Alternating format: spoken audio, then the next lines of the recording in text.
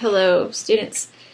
I had promised you guys that I would do an overview of chapters 3, 4, and 5, I believe.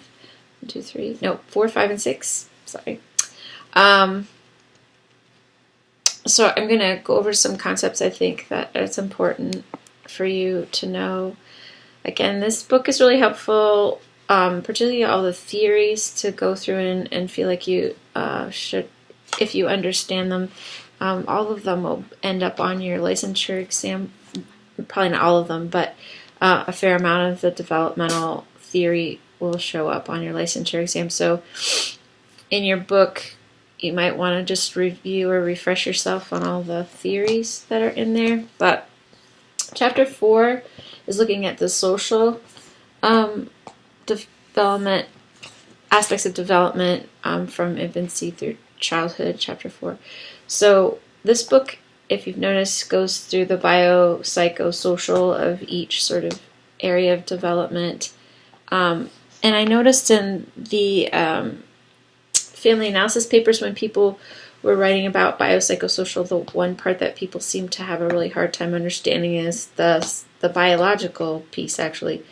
So the psychological, feelings, emotions, thoughts, temperament all sort of fall within the psychological. Social is all the things on the outside, how their family is, how the community is, how society treats them, sort of all falls in the expectations of society, all fall within social aspects of development. Biological is actually coming down to your body, right? So how hormones change, how, especially when we're talking about infants through childhood, their mobility gets better, they're able to think more clearly, problem solve a little bit more, don't need the parents as much. Bonding is super important then. So, and physical things can come in the way of bonding, right? So you want to think about genetics, hormones, body, ability of the body to move and get around. Those are the biological aspects of a person. So in terms of Victor Vargas and his siblings, that would be, do they look like they physically are developing where they should be? And if they seem to have any health problems that might come in the way of their development. Race is not biological. Race and ethnicity is not a biological thing. That someone has those are all sort of culturally constructed categories, really. So there's no biological difference, really, between someone that has darker skin and someone that has lighter skin. Visually, there's a difference, but what's more important is that society has decided there are big differences between those things, but really there aren't. I would be saying that there's huge differences between someone who has brown eyes versus someone that has blue eyes.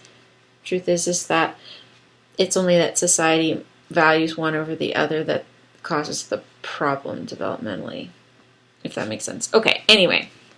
So in 4 through 6, there's some discussion of systems theory. I think we've talked about this before, but a family is a system. So is an agency, so is a community, because there's lots of players, and there's really usually some boundaries around those different systems. Homeostasis is when the system's working well. It might, to the outside viewer, it might not seem to be working, but to the group, it's working. It's where their normal is, right? So when there's a crisis or something happens, that homeostasis stops, and so they have to figure out a new way to have sort of peace and calm and have it be normal for them. Or you change their normal and they start to become more comfortable with the changed normal, right? So sometimes that's what you're hoping for with family therapy, is that it's sort of a dysfunctional homeostasis that's causing pain or discomfort for someone, and then you change that system to help support the individual, and eventually the system works its way out. Subsystems in a family are like parents are a subsystem, siblings are a subsystem, the women in the family might be a subsystem. So it's smaller little systems within a family. Boundaries. So families that have really firm boundaries and don't let there be friends or interactions with the family that are just very rigid, that can be very difficult for families.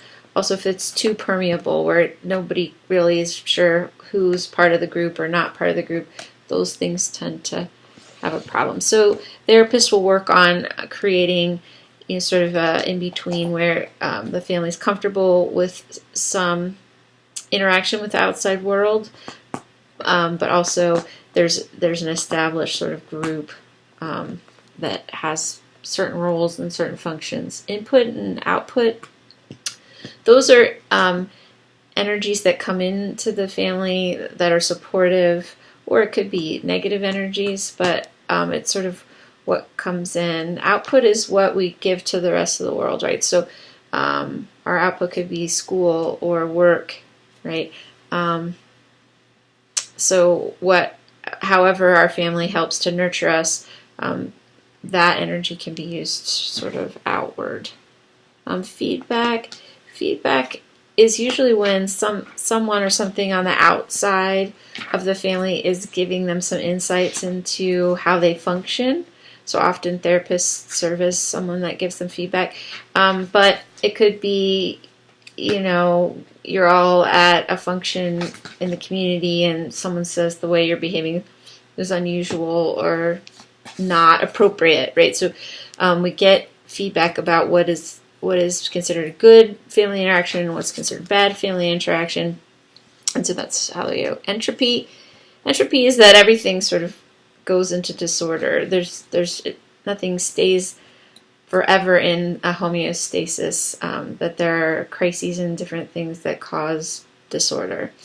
And differentiation is really about everybody in the family has a different role, and they can see how they're different or important separately. This can cause problems when people don't differentiate from their parents. Then they're very reliant on their parents to make decisions. So we tend to differentiate from our siblings, our parents, so that we learn how to function on our own. The family life cycle is pretty self-explanatory, right? It's sort of that emerging young adult before people have children, finding a partner, an intimate partner that you want to share your life with, creating families with young children, then families with adolescents, so that you can hear families talk about how that's a big shift for them, right? As young people start to figure out how they want to be an adult. So there's some pushback, and also peers become more important at that point. The launching family, where you're launching young people into adulthood, late to middle age. So folks who have that empty nest syndrome, or when they're back on their own again and redefining their life. And then end of life, usually marked by feeling like they've contributed or worried that they didn't contribute to the better good, right? Okay. Behavior mod. So they go through some different ways to parent and help kids socially from infancy to childhood. And so there's talk about behavior modification. So that's when you give positive reinforcement or negative reinforcement. And negative reinforcement isn't the same as punishment. So that's taking something away from the environment that helps them maintain whatever behavior it is that they want to maintain. So positive reinforcement is giving something, and negative reinforcement is taking away something negative. Punishment is where you either critique harshly or take something away that is not negative, that is positive, right? An extinction is when a certain behavior that you don't like is finally extinguished or stopped. So say you have someone that, bites their nails, or I'm trying to think, or even with potty training, this is a little bit true too. So if your child goes to the bathroom successfully and you hug them and make a big deal out of it and say that they're awesome and they're growing up and they're big and strong, blah, blah, blah, right? So over time, if that you no longer need to do all those things and the child is able to do it without any positive or negative reinforcement or punishment, then the behavior is either learned and doesn't need all that kind of thing, or negative behaviors are extinguished. So say you have someone that likes to bang their head on their bed before they go to bed, and you reinforce when they don't do that, or give them other ways to cope with whatever the banging the head helps them do. And then eventually, if that behavior stops from using those interventions, then you'd say that the behavior is extinguished. They do talk about how if you give intermittent rewards, so not reward every time, but rewards sort of unpredictably while people are learning a behavior or to get rid of a behavior, that actually helps to extinguish more permanently the behavior. There's different parenting styles that the chapters talk about. Permissive parenting, which is where there's little to no rules or there's no consistency with rules. Authoritarian parenting, which is very punishment-oriented and rule-oriented, very rigid, strict. And then authoritative, which is making clear rules, but also giving kids choices within those rules. So ideally, parents that are authoritative tend to be more successful in helping their children modify their behavior and calm their emotions. The book talks about child maltreatment and sort of mandated reporting when we become concerned with neglect or abuse. And there are different kinds of abuses. So the book talks about physical abuse, sexual abuse, emotional abuse, and neglect. And neglect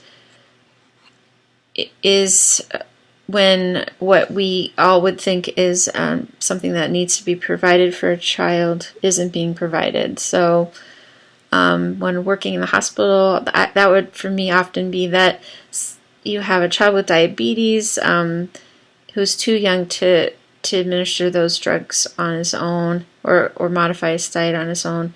And if his parents aren't doing that, then that would be considered medical neglect or not doing what they need to do.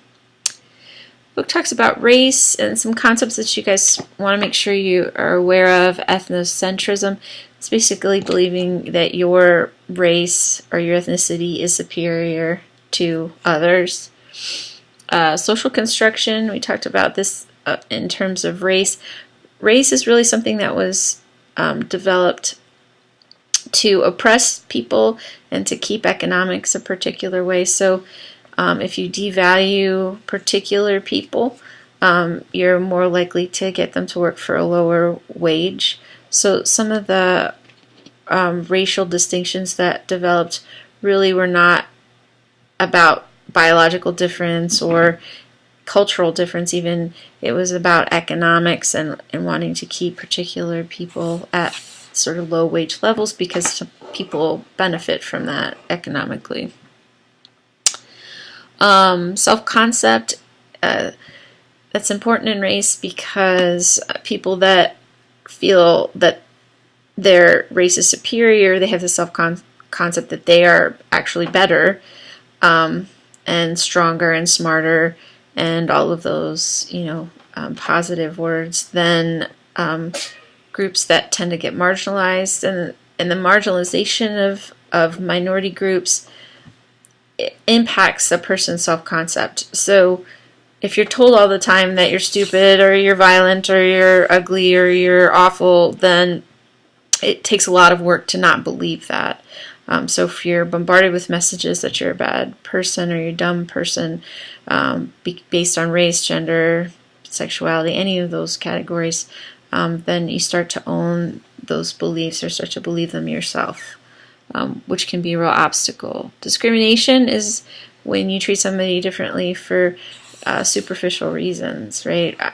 I'm going to treat this person different because they're over 60, because I think, whatever reasons, right? So that's what that is. Racism is believing that particular groups of people are inferior based on skin color, right? Scapegoating is when a group decides to place all their insecurities and all their weaknesses onto another group of people or onto one person. So if you're fearful of your economics because there's been job losses and you're afraid that you won't be able to find a job, instead of owning what might be some of the problems for you having a hard time finding a job, you blame it on immigrants to the United States, right? All my troubles are not because of decisions I've made or because of societal injustices, it's because of some group of immigrants, right? So that sort of scapegoating or believing that your problems aren't your own, but they're another group of people that have caused them is sort of scapegoating. Stereotypes are myths about particular groups of people that, again, have been helpful in keeping people down or oppressed, right? So that they can be treated badly, and mostly badly in that they can perform or labor in low-wage jobs, right? So that it advantages another group economically. But stereotypes are a constant sort of reinforcing of these myths, that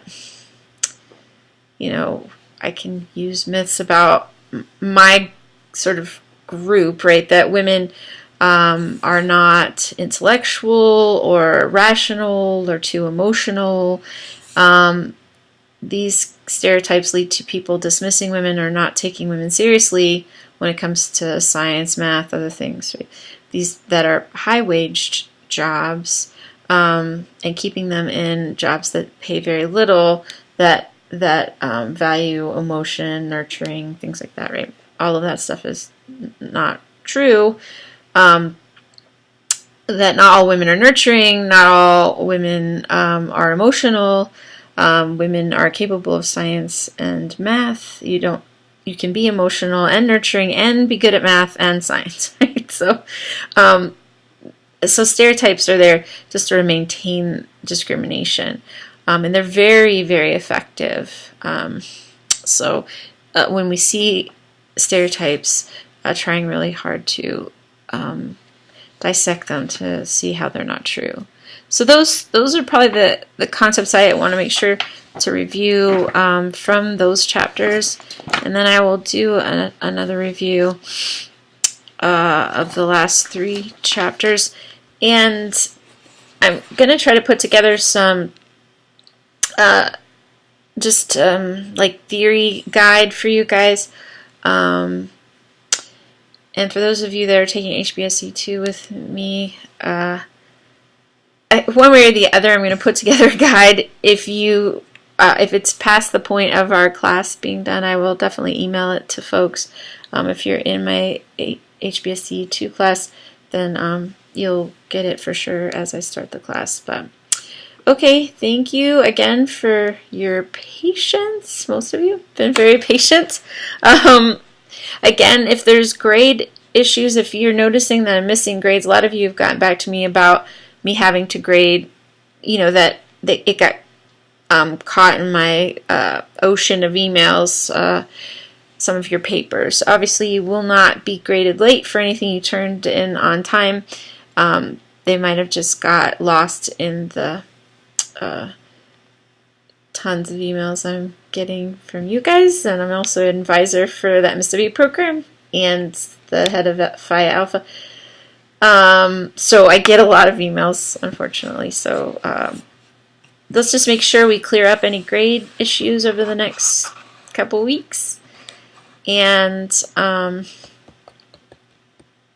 any late assignments or extra credit, all that stuff needs to be in by the last week of classes so that I can get everything graded and up there onto the gradebook. Okay. All right. Thank you guys. Bye.